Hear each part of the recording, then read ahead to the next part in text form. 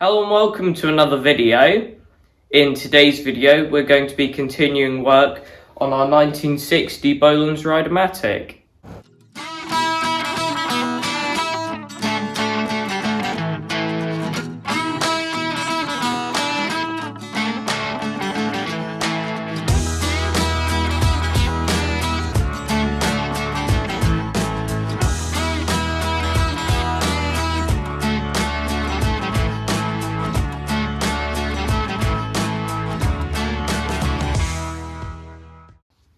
Hopefully the tractor looks a bit different to the last time you saw it on video. Now we have removed a few minor parts, being the foot pegs and the front attachment lift pulley. However, that's not the big thing. We spent many hours off camera cleaning the top of this, and then we flipped it over and cleaned the underside of it too. So you can actually touch things without getting oil all over your hands, which is always nice. But today what we're going to do is continue taking things off some of these smaller parts, and we're going to clean them up, and if we find any problems or any things that we need to buy for them, we'll measure up what we need to buy and add it to our list. In some cases we may put things back on, in some we may not, depends what we find. The first thing we're going to do is take off this pulley wheel and the gears that are behind it. Now we have already started taking off this E-clip because they're a pain in the backside to get off normally, so it's just easier to do that off video. And there's this washer here. After that, in theory, I should be able to pull this all off as one, like this, because that snap ring or circlip is holding the two things together. There we go. If we look in here, there's a needle bearing on this end. Very rusty needle bearing. Yeah, covered in rusty grease, and it's the same on the other end.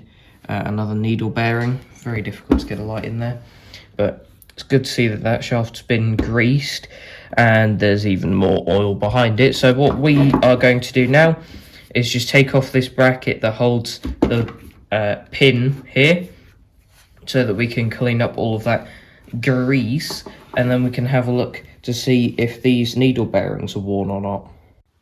So we've now taken this part off, and we've cleaned this up completely from all the oil that was on it.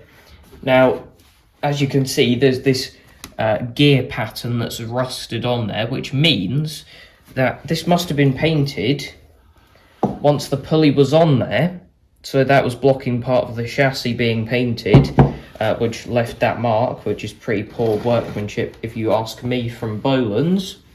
Now we have researched the needle bearings inside of here, and the part number is the same part number, meaning it's the same bearing as the ones that are in the PTOs of the later Bolens tube frame tractors, and they're the same needle bearings that are also in some of the tube frame attachments or tube frame attachment gearboxes, like on the mower deck or the snowcaster.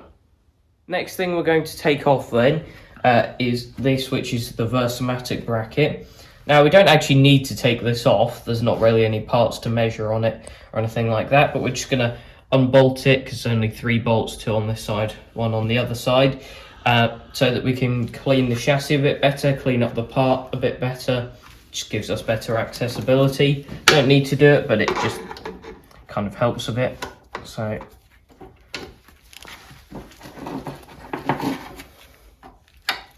just undo these.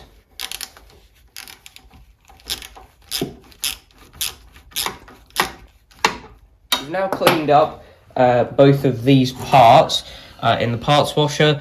That meant that we completely took this apart, took the grease zerk off, blew that through too, so that should be all clean. And now they would be ready to go back on the chassis, but we're going to just put them to the side for now, because as you can see, we've got the chassis on its side, so that we can have a look at the steering components. Now what we're going to do is take off the steering quadrant. We are a bit worried about all of the damage done to this other steering part, the one that's on the bottom of the steering column. So what we'll need to do is compare that to the same part on our on our spare parts chassis, see if we can steal the one off of there and put it onto here. But now we've got a 3/4 spanner and a 3/4 socket on the impact, and we are going to undo the steering quadrant.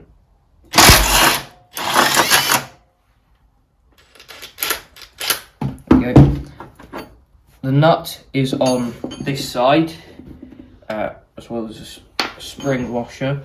But with that out, we should be able to just pull the pin, and that is off. And so is this spacer part.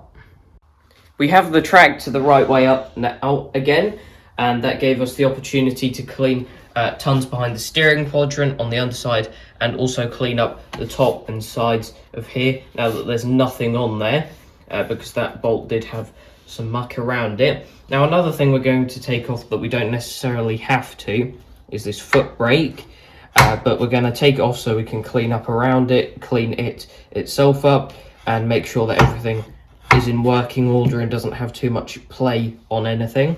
So it's just 2 1/2-inch bolts. So just whack these out with the impact. That's the first one. Always annoying when the nut gets buried in the socket. New strategy I've adopted for this is getting a little electrical screwdriver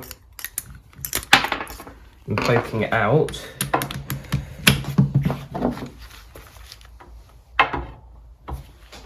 And the other one's quite simple to get to, it's just there.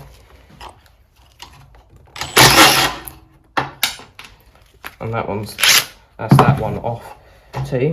Now I can just take this off here. And that is that disconnected. There's quite a bit of muck on there that we can clean off, and some muck around there that we can also have a go at cleaning. The area that the brake is mounted to is now all cleaned up, and the brake pedal itself has been cleaned up too. Now the next thing we're going to take off is the lift lever.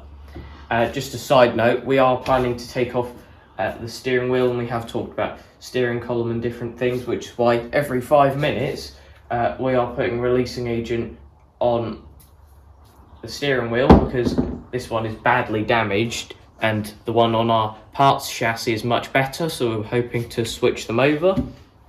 But as you'd expect, that is seized solid, so that's not going anywhere without tons of releasing agent.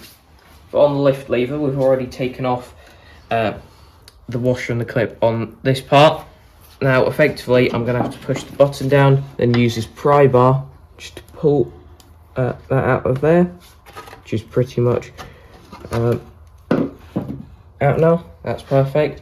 Then the last thing to do to get this out is to undo the lock nut on here. Then the bolt is actually threaded into this part, so then I need to undo the bolt. That's the pivot for the lift lever, and then it should all come off.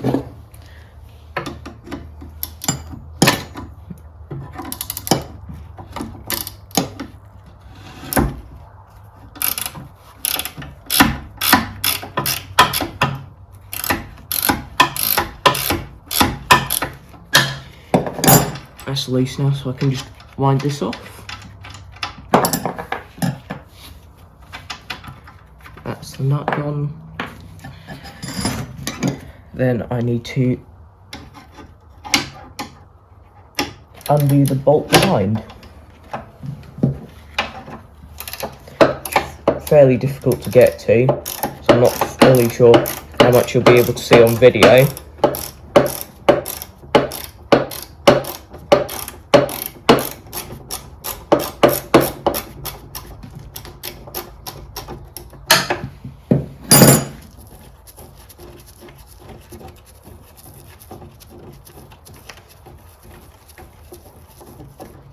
Almost there.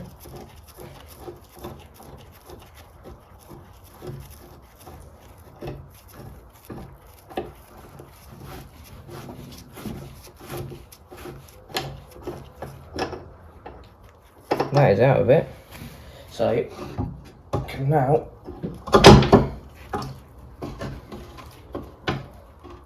almost lift out the lift lever. Just got to work out how to get that pin part out with it, and then I should be all good.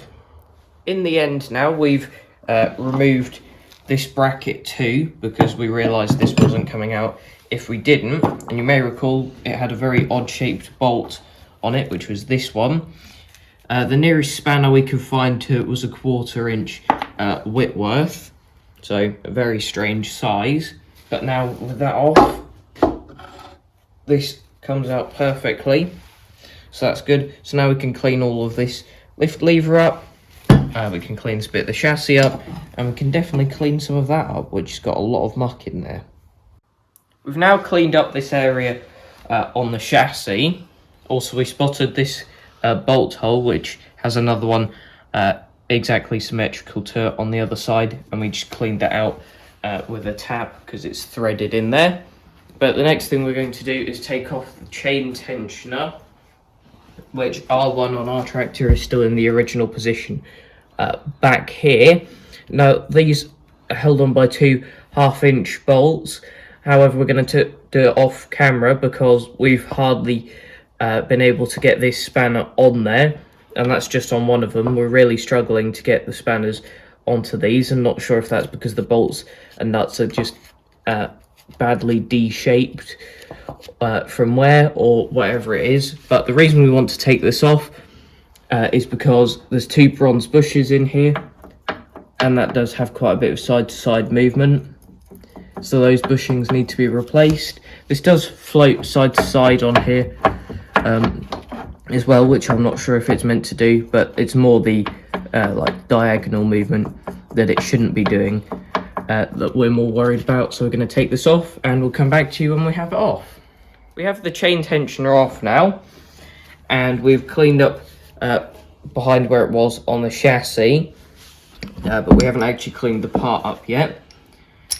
The explanation for why the bolts were so difficult to get off is because these are non-standard bolts. They should be carriage bolts, as you can see by the fact that there's square holes on the chassis.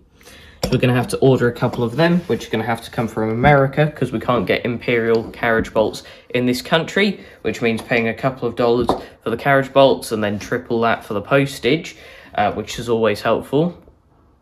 But the final thing we're going to do today is have a look at the diff, because this is pretty much as stripped down as the chassis is going to get. But before we start stripping down our diff on this tractor, because we haven't looked at a 1961 because they're different to other Rideamatics, we're going to have a look on our parts chassis first, take that one apart so that we don't have any big surprises or learning to do when we take apart this one.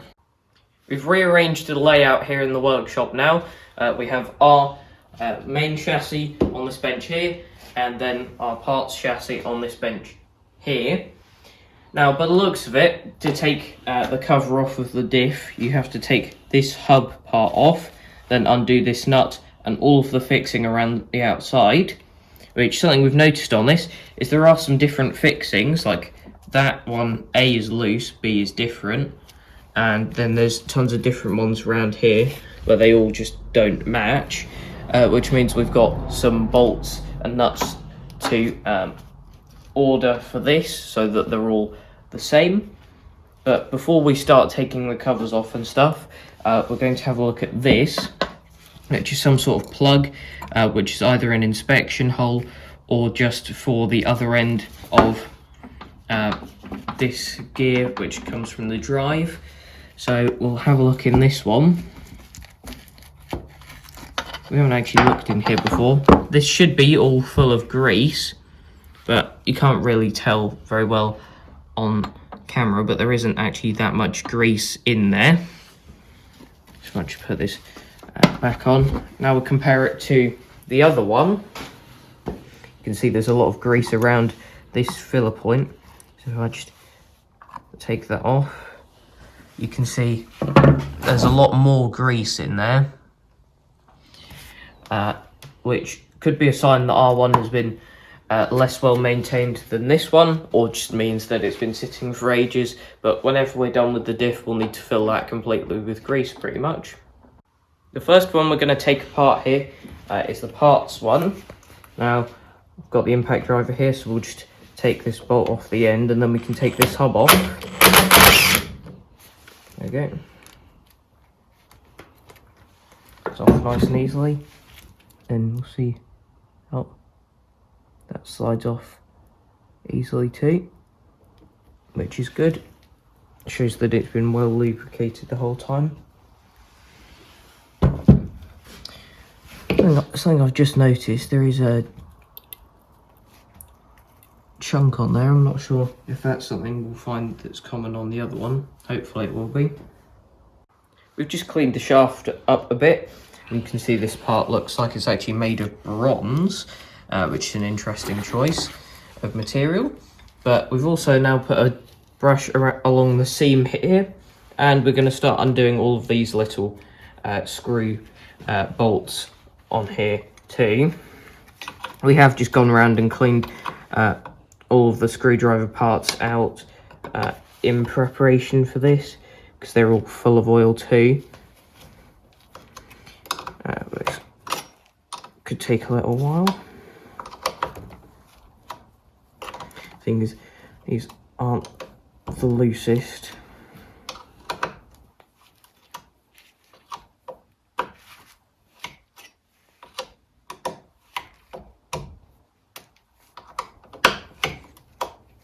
We're just going to go around to each one of these and just undo them all, and then it's just the big bolt holding on this piece of casing. We've got all those bolts out now. We think the only thing holding it together now is this nut. We're not fully sure. The manual isn't too helpful for this either, so we're just going to go for that and see if we can prise the two open. It does have a gasket between the two things, which should have a decent seal on it, but we'll see if this comes undone.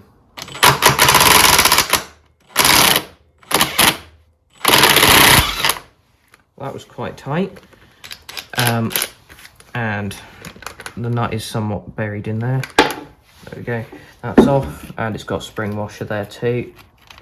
So I'll take those off. Now I'll use the screwdriver, put it in here and twist it. You can see it is opening a bit when I do that. Just try it at a few other places, see if we can actually get this to open up.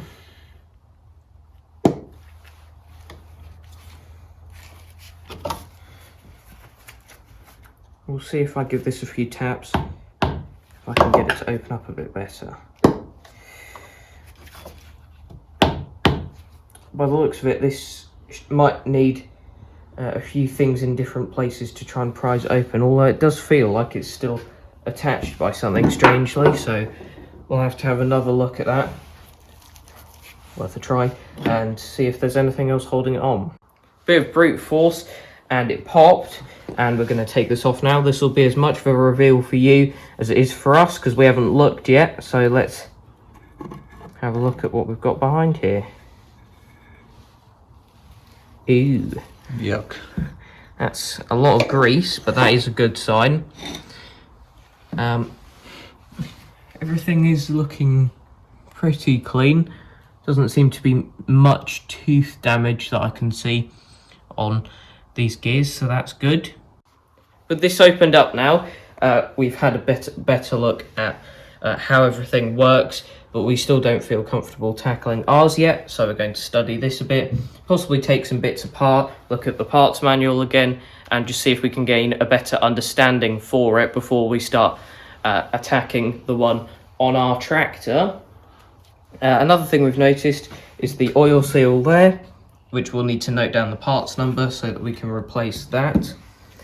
And something else we've noticed is we want to replace two bronze bushings which are in here, but you can't take this hub off on its own.